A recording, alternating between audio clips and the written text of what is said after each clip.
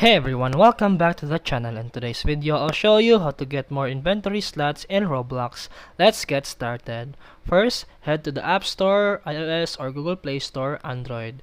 Download the Roblox app if you haven't already. Log into your account or sign up if you're new to Roblox. There's a lot of method in doing this. Many Roblox games let you expand inventory slots using game passes, in-game currency, special items or upgrades. Check your favorite game store or menu for inventory upgrades. And the other method is not officially supported by Roblox. Use at your own risk.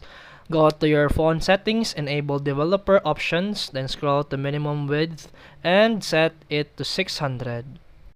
This can adjust screen scaling and may show you slot visually. In some games, this is a visual tweak and doesn't affect actual lots limits.